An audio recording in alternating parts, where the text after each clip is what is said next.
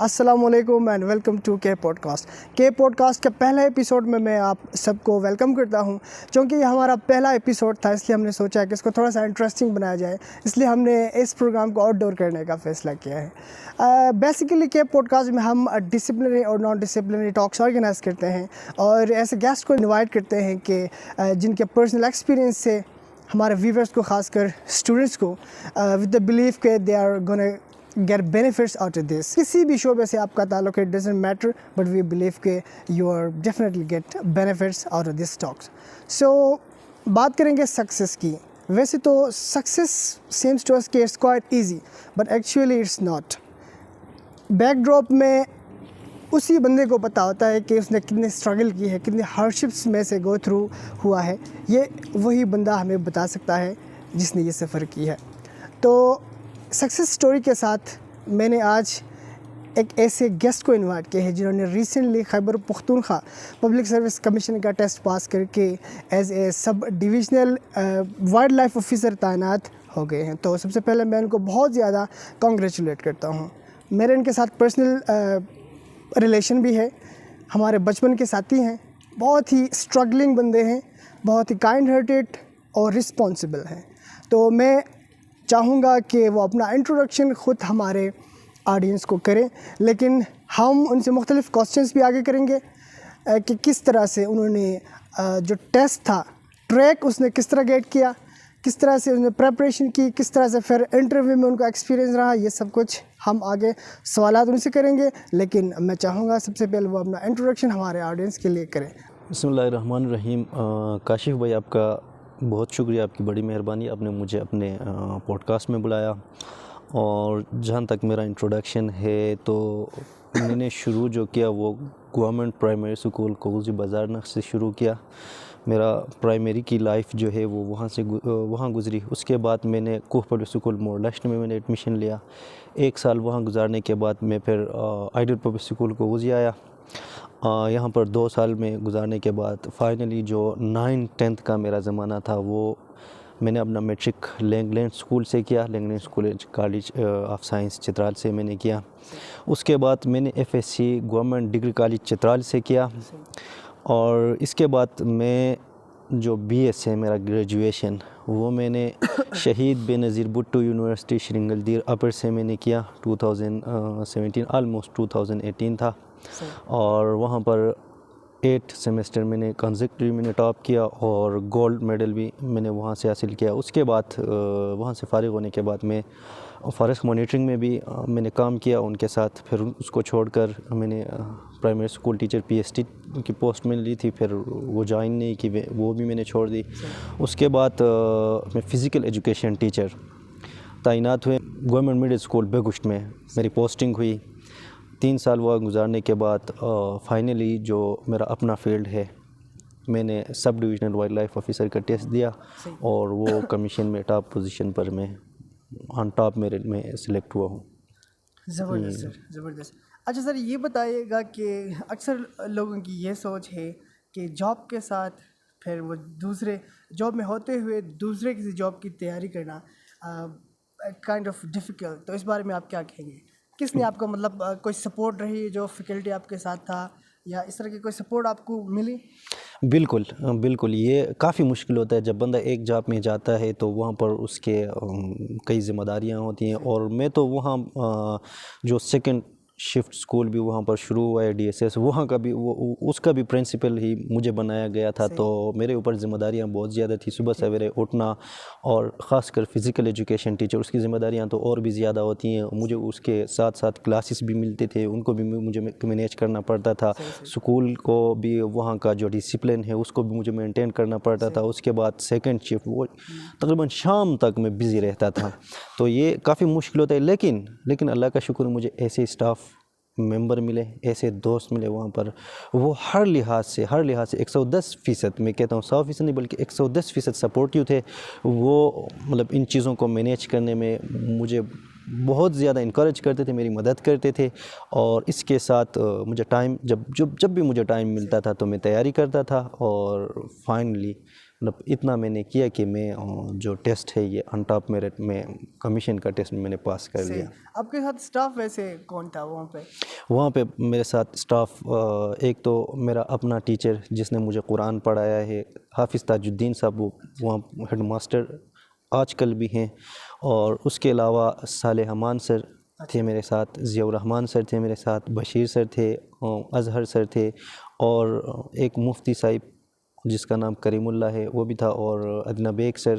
اور اس کے علاوہ جو میرے سپارڈینیٹ ہمارے جو اسٹاف تھے وہ بھی تھے. اور سیکنڈ شفٹ میں بھی بہت سارے ایسے ٹیچرز تھے جو بہت زبردست، مطلب جن میں گوہر صاحب کا میں نام لے سکتا ہوں، رحیم الدین کا نام لے سکتا ہوں، شہاب الدین، بہت سارے اسٹاف تھے. صحیح. مطلب یہ کہ جاب میں رہتے ہوئے دوسرے جاب کی تیاری کرنا، اگر آپ کے پاس مطلب جو کرنٹ فیکلٹی ہے وہ سپورٹیو ہے تو آپ کہتے ہیں کہ کوئی مشکل نہیں ہے، کوئی کہ مشکل نہیں، آپ ہائر جو ہے کوئی جابس کی مشکل تیاری نہیں، کر سکتے ہیں. بالکل آپ کر سکتے ہیں. اچھا سر، یہ بتائیے گا کہ آپ کا کوئی میجر میرے خیال میں آپ کا فارسٹری تھا. صحیح. تو میں آپ سے یہ پوچھنا چاہوں گا سر کہ آپ کا کوئی جو مینٹور رہا ہے کہ جس نے آپ کو مطلب جو ہے گائیڈ کرتا رہا تھرو آؤٹ یور کیریئر؟ بالکل، بغیر مینٹور کے آپ آگے نہیں بڑھ سکتے ہیں. ہر آدمی کا ایک مینٹور ہوتا ہے. میرے اسکول میں جو لائف گزری، اس کے علاوہ میں جو بتا دوں آپ کو، تو میرے جو دوست تھے وہ بھی میرے مینٹورس شمار کر سکتے ہیں. ان میں آپ کا نام بھی سر فہرست ہے، اور مہتر ہمارا جو دوست ہے اعزاز کا نام، یہ بھی میرے. لیکن ان کے علاوہ یونیورسٹی لائف میں مجھے ایسے ٹیچرز ملے، مجھے مطلب ہر وقت وہ یہی نصیحت کرتی تھی، منظور بیٹا آپ میں یہ چیز ہے، آپ اس طرح سے تیاری کریں، ان چیزوں کو دیکھ لیں اور آپ کر سکتے ہیں. تو ان میں نام لے سکتا ہوں. ایک میڈم تھی ہمارا سارا میڈم، بہت زیادہ اس نے مجھے مطلب آج جو کچھ بھی ہوں اس کی محنت کے بغیر شاید یہ مشکل تھا میرے لیے، ممکن نہیں تھا. منوزیب سر ہیں، عدنان سر ہیں، راجویر صاحب ہیں، اور سمیع صاحب ہیں، شازیہ خوشدل میڈم ہیں، یہ سب جو ٹیچرس ہیں یہ سب میرے مینٹورس ہیں. مطلب آپ نے گریجویشن کے دوران ہی آپ نے طے کر دیا تھا کہ بھئی میں نے کمیشن جو ہے آگے جا کے پاس بالکل کرنا ہے. بالکل. صحیح. اچھا سر، فائنینشیل اگر مطلب اس کی بات کریں تو فائنینشلی آپ انڈیپینڈنٹ تھے یا پھر، کیونکہ موسٹلی آج کل اس طرح ہوتا ہے انڈیپینڈنٹ ہوتے ہیں خود کی فریلانسنگ وغیرہ کر کے، یا آپ جو ہے آپ کی سپورٹ کس طرح تھی؟ میرے مطلب بندہ آج کل جو آپ کہہ رہے ہیں ہوتا ہے، لیکن اتنی آسانی سے نہیں ہوتا ہے. فائنانشیل پرابلمس تو سب کو ہوتے ہیں، اور مجھے بھی اس طرح مسئلہ پیش آیا یونیورسٹی لائف میں. لیکن میرے گھر والے بھی بہت سپورٹیو ہیں. میری بڑی سسٹر ہے، بڑا بھائی ہے، انہوں نے مجھے سپورٹ کیا بچپن سے. میں اچھے اسکولوں میں پڑھتا رہا ہوں، مطلب پبلک اسکولوں میں دلی انگلینڈ اسکول، مطلب وہ بھی کافی ایکسپینسو اسکول ہے، وہاں بھی میرے بھائی اور بہن ان سب نے مل کر مجھے سپورٹ کیا. اور یونیورسٹی لائف میں بھی مجھے اس چیز کا مسئلہ رہا، لیکن اللہ کا شکر ہے مطلب میری تقریباً 92% تھی. اس وجہ سے وہاں پر مجھے اسکالرشپ بھی ملتی تھی، اور اسکالرشپ نے بھی مجھے کافی سپورٹ کیا. اور وہاں پر ایک جس میڈم کا میں نے نام لیا، وہ بھی مطلب ڈپارٹمنٹل فنڈ سے مطلب کافی مجھے سپورٹ کرتے تھے. یہی چیزیں میری بہت مدد کی. سر اچھا یہ بتائیے گا سر کہ چونکہ آپ کا میجر جو ہے فارسٹری تھا، جو اسٹوڈنٹس ہمیں دیکھ رہے ہیں جن کا جو ہے مطلب ایفیلیشن فارسٹری ڈپارٹمنٹ سے، تو ان کے لیے یہ چیز بڑی اہم ہوگی کہ آپ نے تیاری کس طرح سے کی، ٹیسٹ کے لیے تیاری، مطلب آن دا ٹریک آپ کس طرح گئے؟ ہاں، جو فارسٹری کے اسٹوڈنٹ ہیں، اسپیشلی شرنگل جو شہید Benazir Bhutto university forest department کے اسٹوڈنٹ کافی ڈپریس تھے. وہ کہہ رہے تھے کہ PFI والوں کو، یعنی پاکستان فارسٹ انسٹیٹیوٹ والوں کو کافی پریفرنس ملتا ہے، ہمیں نہیں ملتا ہے. تو یہ چیز میرے ذہن میں بھی تھا شروع میں، لیکن بعد میں نے کہا کہ اگر میں محنت کروں تو اس کا بدلہ اللہ تعالیٰ ضرور دیتا ہے. کبھی بھی محنت کا بدلہ ضائع نہیں ہوتا ہے. اس چیز کو میں نے سامنے رکھا اور میں نے تیاری کی. تو یہ جو سسٹم ہے، اس سسٹم کے حساب سے میں نے تیاری کی. یہاں پر جو ہمارے KPPSC میں جو چلتا ہے، وہ آپ مطلب ایک اسپیسیفک ڈائریکشن میں آپ کو جانا پڑتا ہے. MCQs کے بکس جو ہوتے ہیں وہ اٹھا کر آپ کو دیکھنے ہوتے ہیں. یہ چیزیں میں نے آپ کو بتاؤں، میں نے ہزاروں کی تعداد میں MCQs یاد کیے تھے، ہزاروں کی تعداد میں، اور تب جا کے یہ ٹیسٹ میں میرے کام آئے. ٹیسٹ پاس کرنے کے بعد جو انٹرویو، اس کے لیے میں نے آن ٹریک مطلب جو کچھ سبجیکٹیو آپ نے پہلے کلیئر ہونا ہوتا ہے، چونکہ بی ایس میں اس طرح ہوتا ہے کہ مختلف سبجیکٹس ہوتے ہیں. بالکل. تو سبجیکٹ کچھ اسٹوڈنٹس کا کلیئر نہیں بھی ہو رہا ہوتا ہے، تو وہ بعد میں جا کے اپنے سبجیکٹیو جو ہیں پہلے وہ کلیئر کریں، اس کے بعد جو ہے آپ کہہ رہے ہیں کہ ایم سی کیوز آپ کو کم سے کم، یہ آن دا ریکارڈ منظور صاحب بتا رہے ہیں کہ آپ کم سے کم آپ نے درجنوں، ایٹ لیسٹ آپ نے تھاؤزنڈس میں بات کی کہ آپ نے ایم سی کیوز جو ہے ان کو دیکھنا ہے. بالکل اسی طریقے سے آپ کو آگے جانا ہوتا ہے. صحیح سر. اس کے بعد انٹرویو میں سر آپ کا جو ہے کس طرح سے آپ نے کاؤنٹر کیا؟ اپنے انٹرویو کے بارے میں تھوڑا سا بتائیے. ہاں، انٹرویو جو میں نے کاؤنٹر کیا، انٹرویو کے لیے میں شاید میں یہ کہوں کہ ایم سی کیوز ادھر آپ کے کام نہیں آئیں گے. ادھر وہ چیز آپ کا کام آئے گا جو آپ مطلب سلیبس کے حساب سے آپ جو دیکھتے ہیں، جو کچھ فارسٹری میں 4 سالوں میں نے پڑھا، وہ انٹرویو کے لیے میں نے سب کچھ ریپیٹ کیا. اس کے علاوہ بھی جو کرنٹ افیئر ہے، ان چیزوں کو میں اکثر دیکھتا رہتا ہوں، اکثر اخبار پڑھتا ہوں، اکثر ان چیزوں کو بہت زیادہ دیکھتا ہوں. تو کرنٹ افیئر سے کافی سوالات پوچھے گئے، اور جو سبجیکٹ وائز سوالات ہیں وہ ادھر آپ کے کام آئیں گے. تو اسی طریقے سے آپ کو مینیج کرنا پڑتا ہے، تیاری کرنی پڑتی ہے. یہ بتائیے گا کہ آپ کا جو ہے زون 3 میں کتنے مارکس تھے مطلب ٹیسٹ میں؟ زون 3 میں ہمارے اوپن میرٹ جو تھا، open merit out of 45 marks 42 marks open merit کے لیے تھے. جن بندوں نے 42 مارکس لیے تھے وہ اوپن میرٹ پر گئے تھے، اور میرے 40 مارکس تھے. تو میں اوپن میرٹ پر نہیں تھا بلکہ زونل میرٹ پر تھا. زون 3 میں 39 تک مطلب میرٹ آیا تھا. تو 40 مارکس میرے تھے. لیکن ایسا ہوا کہ ٹیسٹ میں 2 مارکس میرے کم تھے اوپن میرٹ سے، لیکن انٹرویو میں نے سب سے زیادہ مارکس لیا ہے، اور اس حساب سے پھر دوبارہ آن ٹاپ گیا ہوں میں میرٹ کا. صحیح، زبردست سر، زبردست. اور آگے آپ کی کیا پلاننگس ہیں؟ لائک پرسنل لائف جو ہے، مطلب آگے جو ہے یعنی اکیڈمک لائف کو آپ پرسو کریں گے، یعنی ایم فل وغیرہ، یا کوئی اور جاب کی تیاری کریں گے، یا پھر بس یہاں آپ ہالٹ کریں گے؟ کوئی کیا فیوچر پلاننگس کا تھوڑا سا بتائے گا کہ نجی زندگی میں مطلب بندے کو انٹرسٹ ہوتا ہے. اب ان میرڈ جو کہ مجھے لگتا ہے کہ آپ سنگل رہنے والوں میں سے نہیں. یہ تو ظاہری بات ہے، بندے کی سوچ یہی ہوتی کوئی جاب ملے، پھر اس کے بعد شادی ہو جائے، پھر گھر بسائیں. لیکن نہیں، ستاروں سے آگے جہاں اور بھی ہیں. اب میں انشاءاللہ اگر مجھے موقع ملا، جس طرح میں نے اسکول میں رہ کر اس چیز کے لیے میں نے تیاری کیا، اس طرح اس فیلڈ میں رہ کر بھی میں آگے جانے کی کوشش کروں گا، میں تیاری کروں گا. میں چاہوں گا کہ میرا ایم فل ہو، آگے پی ایچ ڈی ہو. مجھے جب بھی موقع ملے گا یہ چیزیں میں کروں گا.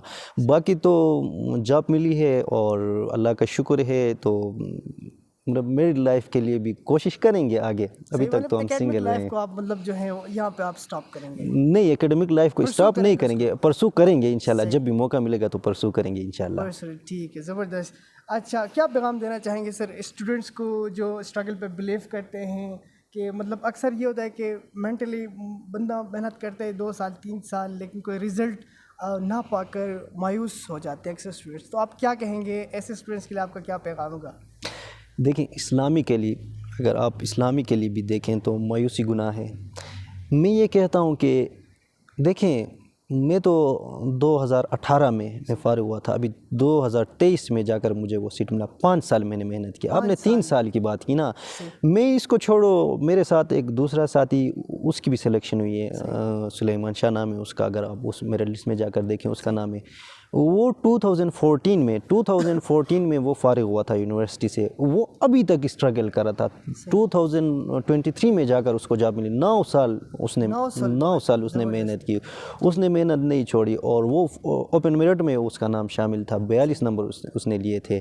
تو یہی چیز ہے کہ مطلب انسان محنت کرے تو اس کے لیے کوئی بھی چیز مشکل نہیں ہے. ہاں، یہ ہوتا ہے انسان. دیکھیں، اب محمود غزنوی کا قصہ آپ سب کو پتہ ہے. اس نے کتنی بار حملہ کیا تھا ہندوستان پر، تب جا کے اس کو کامیابی ملی تھی.